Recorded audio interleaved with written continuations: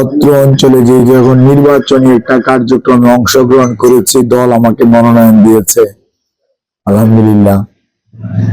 যে কি ধরনের প্রবলেম এন্ড প্রসপেক্ট, সমস্যা এবং সম্ভাবনা, এগুলো আপনাদের মাধ্যমে আসলে আমি হয়তো আরো আমার জ্ঞানের পরিধিটা বাড়াইতে পারি। কারণ আমি হয়তো অল্প কিছু জানি, সব জানি না। I need to learn. এবং শিখতে হলে আপনার একটা মাধ্যম, মানে সংবাদ মাধ্যমটা হচ্ছে এটা আপনার অত্যন্ত গুরুত্বপূর্ণ একটি মাধ্যম, যেটার মাধ্যমে স্থানীয় সমস্যাগুলো এবং এর প্রসপেক্ট এবং এর প্রবলেমগুলো কিভাবে ম্যানেজ করলে, অ্যাড্রেস করলে সেই সমস্যাগুলোর সমাধান জনগণের আশাকে প্রতিফলিত করবে, আবার ন্যাশনাল ইন্টারেস্টটাকেও প্রিজার্ভ করবে। আবার একইভাবে কি ধরনের পটেনশিয়ালিটি আছে, বিশেষ করে হিলির ব্যাপারে। হিলির তো ধরেন একটা অত্যন্ত সম্ভাবনাময় একটা জায়গা হিলি, যদি এটাকে আমরা পজিটিভলি কাজে লাগাতে পারি। আর আমরা যদি বলি যে গাড়ি থেকে কোনো মাল উঠবেও না, নামবেও না, তাহলে এটা একটা নেগেটিভ অ্যাপ্রোচ। কিন্তু এটা একটা পজিটিভ অ্যাপ্রোচ করা যেতে পারে। এখানে যদি মানুষ নামতে উঠতে পারে, তাহলে মালের কি দোষ করলো?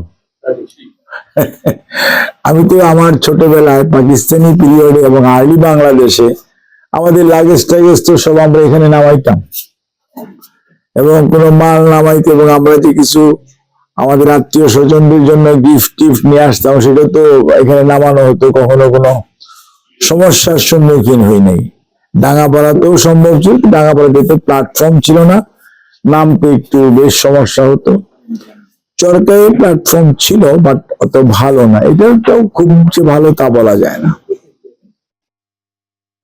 এখানে এই যে সম্ভাবনা কিভাবে কাজে লাগানো যায়, এই সমস্ত বিষয়ে সাংবাদিকরা, আপনারা যে সবচেয়ে বস্তুনিষ্ঠ সংবাদ আপনাদের কাছ থেকে আসা, তারপরেও ধরেন বিভিন্ন সমস্যা আছে, ন্যাচারাল সমস্যা আছে, আয়াট্রোজেনিক সমস্যা আছে, অর্থাৎ আমাদের দ্বারা তৈরিকৃত কিছু সমস্যা আছে, আর একটা ন্যাচারাল তো প্রাকৃতিক সমস্যা আছে।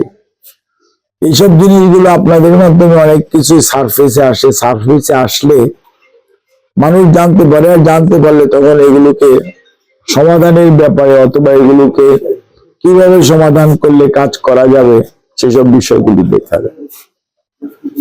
যেমন আপনাদের এখানে পোর্টটা একটা, মানে অর্থনীতির মেইন চালিকা শক্তি হতে পারে যে হিলি স্থলবন্দরটা।